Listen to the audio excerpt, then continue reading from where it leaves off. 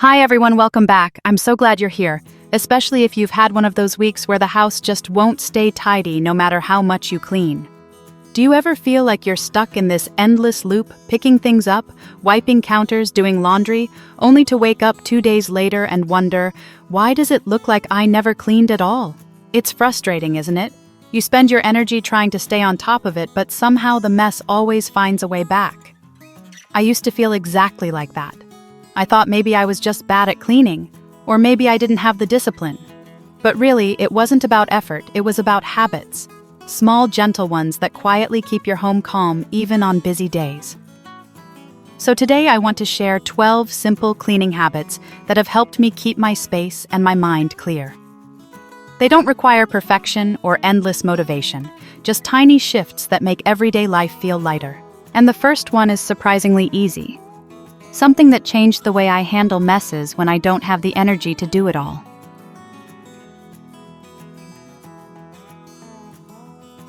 Let's start with the first habit one that completely changed how I see space. Have you ever noticed how quickly things pile up on every flat surface? Counters, tables, even the backs of chairs, they all seem to collect stuff when we're busy. Before you know it, there's nowhere left to set your coffee down, and the whole room starts to feel heavy. That's when I started doing one simple thing. I began using my walls. I added a few sturdy hooks behind doors and near the entrance for bags and jackets. In the kitchen, I hung my most used pans on a magnetic strip instead of stacking them. Even in the bathroom, I placed small wall baskets for skincare bottles. It didn't take much, just moving things up instead of spreading them out. But the difference was immediate. The floor looked open. The counters felt calm, and even my breathing slowed down. When the surfaces around you are clear, your mind follows. You stop feeling like you're losing the battle against clutter because suddenly there's space again, both in your home and in your head. And once you've made a little more room to breathe, the next step is to make sure everything you own knows where to live. Before we move to that, though, I'm working on something special for this weekend. It's all about transforming small, everyday corners of your home into spaces that actually work for you. It's simple but game-changing, the kind of ideas that make you want to rearrange your home the moment you see them. So make sure you come back for that one. You won't want to miss it. Now let's talk about the next habit, how to give every item in your home a clear, easy place to return to.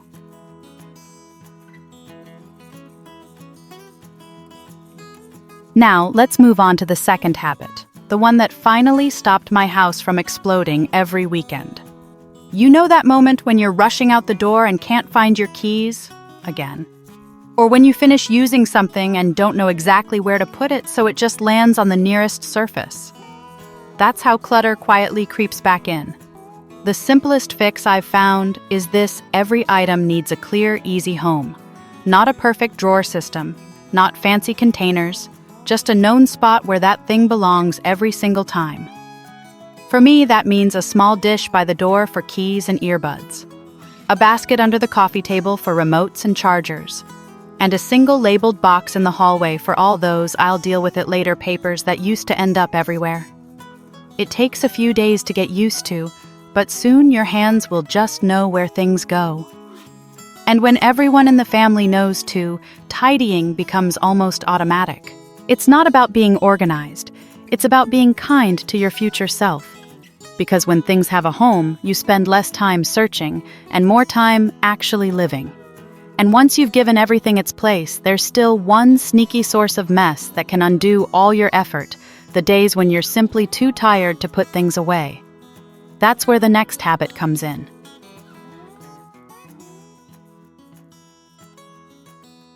The third habit is one I created out of pure exhaustion, something I call the rescue basket.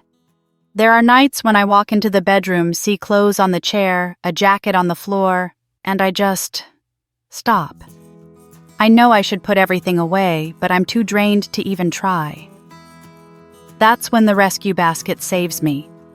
It's just a big light basket I keep nearby, one on each floor of the house. When I don't have the energy to fold or hang things properly, I simply toss everything soft inside: clothes, towels, scarves, or the throw blanket from the sofa. It's not about hiding clutter. It's about keeping it contained so it doesn't spill into every corner of your home. When the floor is clear, your brain relaxes. You can breathe again. And the next morning, with a bit more energy, it's easy to carry the basket to the laundry or put things back where they belong. In my home, it even became a small family rule. If it's fabric and it's on the floor, it goes in the basket.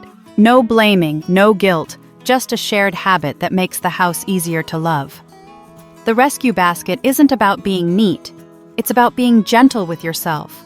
Because when life feels too heavy, small systems like this one keep everything, including you, from falling apart. And when the mess feels manageable again, that's when cleaning can start to feel lighter, even fun. The next habit will show you how to turn that tired frustration into something more playful.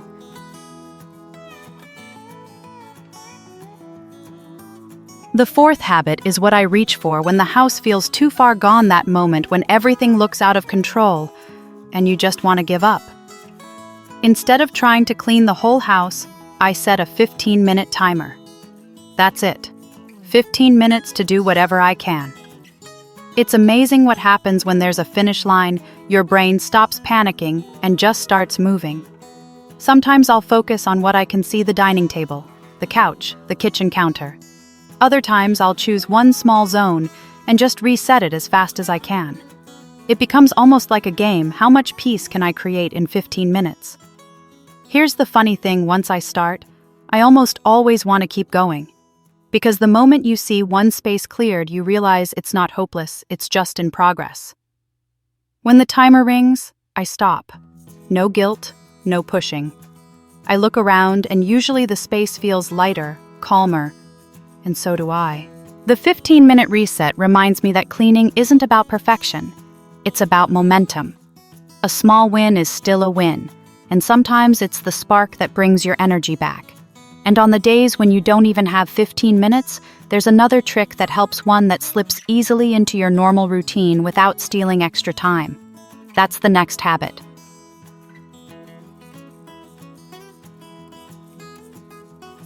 Some days, even 15 minutes feels impossible. The timer goes off and you're already late for something else. That's when this next habit quietly changes everything. Clean while you wait. You know those little pauses built into every day, waiting for the kettle to boil, the laundry cycle to finish, or the shower water to warm up. That's your hidden cleaning time. Instead of scrolling through your phone, just do one tiny reset. When I'm in the kitchen waiting for the pasta water to boil, I'll wipe down the counter or put the dishes from the rack back into the cupboard. When I'm brushing my teeth, I'll take 10 seconds to tidy the bathroom counter. And while waiting for my child to put on shoes, I'll fold the blanket on the couch. It sounds small, almost silly, but these micro moments add up. By the end of the day, the house feels consistently cared for, not perfectly clean, but quietly maintained. And the best part? It doesn't steal any extra time from you. It turns waiting into progress, so you end the day feeling productive instead of drained. Once cleaning becomes part of your rhythm like that, it starts to feel less like work and more like self-care. And the next habit takes that same idea, focusing on just one small space to help you reset your home and your mind in only a few minutes.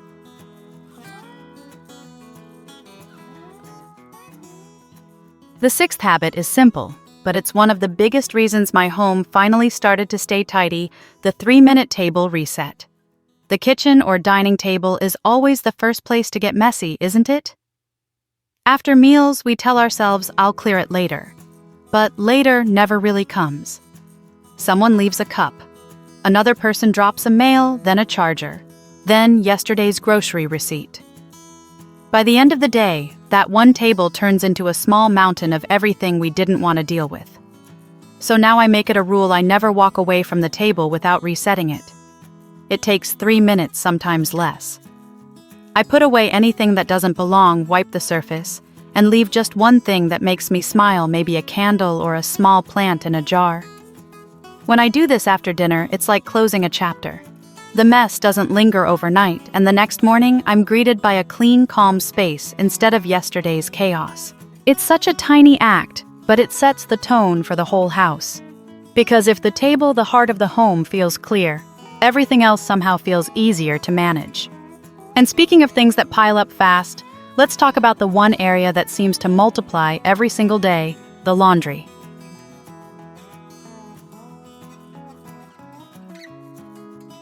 Laundry is sneaky, isn't it? You finish washing dry everything, and somehow the pile of clean clothes still sits there waiting. You tell yourself, I'll fold it later, but later turns into tomorrow.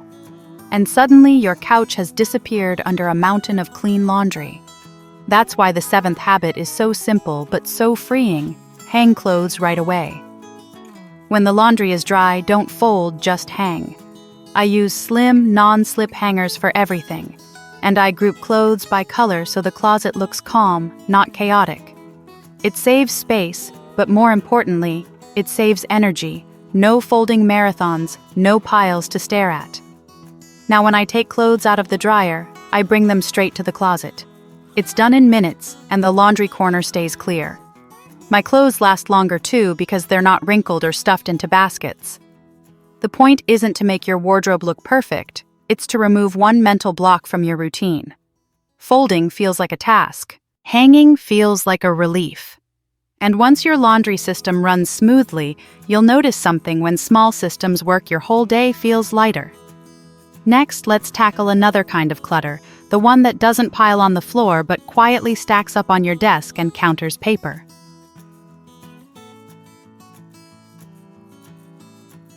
Paper clutter is tricky because it feels innocent. Just one receipt here, one letter there. But before you know it, the countertop is buried under things you might need later. That's why the eighth habit is my lifesaver. The toss scan. Keep rule. Every time a piece of paper enters the house, a bill, a delivery note, a school form, I make a decision right away. If it's not important, I toss it immediately. If I might need it someday, I scan it using my phone. I use a simple free app that saves documents as PDFs. And if it's something I truly need in physical form, like a warranty or contract, I keep it in one labeled folder. Nothing else. I used to stack papers just for now, and that now would quietly become months. But once I started this rule, the piles disappeared. My desk looked clear again, and surprisingly so did my mind. The less paper I keep, the easier it is to find what matters. There's relief in knowing that everything has already been decided, sorted, and simplified.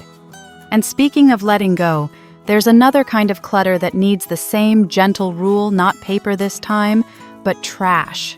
Small, daily, and easy to ignore, until it's overflowing. Let's handle that next.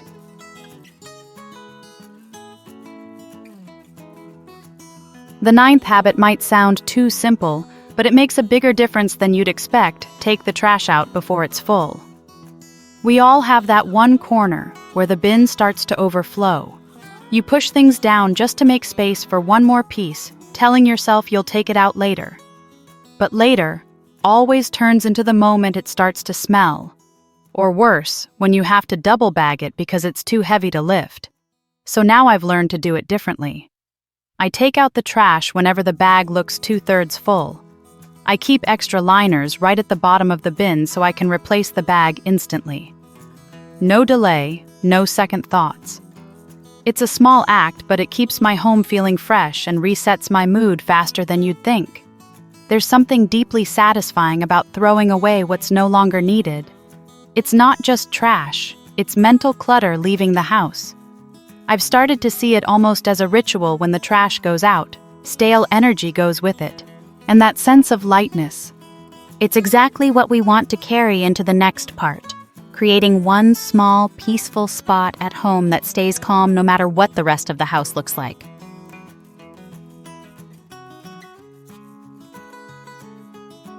The 10th habit is one I hold close to my heart. Keep one peaceful corner. Because no matter how hard we try, there will always be days when the house feels like a storm. The laundry isn't folded, the sink is full, the counters are cluttered again, and it's so easy to feel like we're failing. But having one small space that stays calm changes how you handle all of it. For me, it's a little corner by the window, just a chair, a small table, and a candle. I keep it clear always. No paperwork, no laundry basket, no random things that don't belong. When the rest of the house looks chaotic, I sit there with a cup of tea and remind myself that not everything is a mess. This tiny spot proves that calm still exists inside the chaos. You don't need a big area. It could be a nightstand, a kitchen shelf, or even the top of your dresser. The key is to keep it intentionally simple, something that feels like a pause button. Maybe it's your favorite book, a photo, or a small plant that makes you smile every time you see it. This habit isn't about cleaning, it's about anchoring your energy. When everything feels scattered, that peaceful corner grounds you. It tells your mind, here you can breathe. I like to think of it as emotional hygiene, just like wiping a counter or taking out the trash. Because if we don't have at least one calm space, our brain never really rests. And here's something beautiful: when you care for that little corner, it naturally inspires you to spread that same calm to other parts of the home. Bit by bit, the peace grows outward. And as the day winds down, there's one small nightly habit that helps lock in that sense of peace, so you can wake up to a home that greets you gently instead of demanding your attention. Let's move to that next.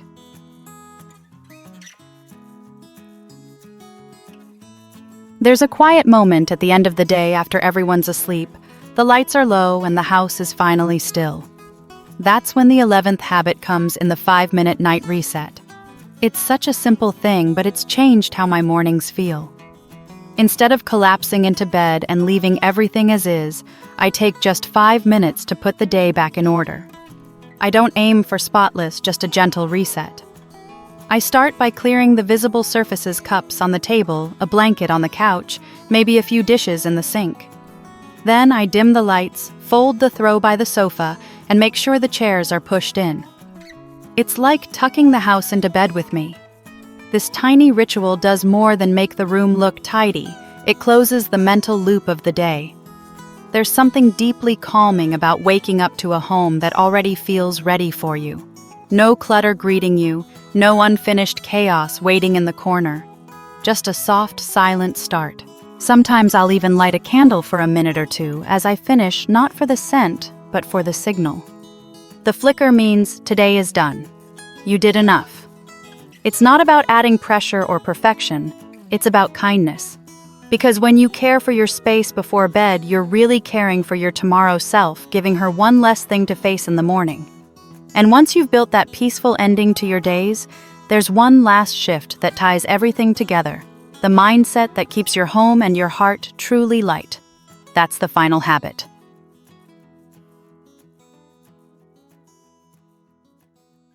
The 12th habit isn't about what you clean, it's about how you think about cleaning. For most of my life, I saw cleaning as something I had to do. A chore, a responsibility, a measure of whether I was keeping it together. Every messy corner felt like proof that I was behind. And the more I chased perfection, the more exhausted I became. But one day, something shifted. I realized that cleaning isn't about fixing what's wrong, it's about caring for what's right. It's not a punishment for falling behind. It's a quiet way of creating comfort. Now I don't clean to make my home look perfect for anyone else. I clean because I love the way it feels when the space around me matches the calm I want inside. Sometimes that means a deep reset. Other times it's just clearing a table or lighting a candle. Both count. Both matter. Because the truth is, peace doesn't come from a spotless room.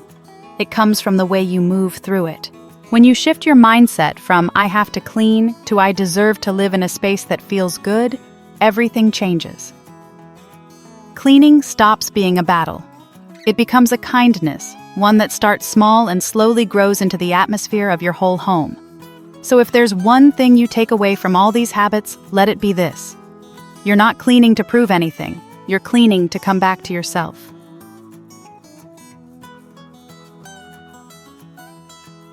So those were the 12 small habits that quietly changed the way my home and honestly my mind feels every day.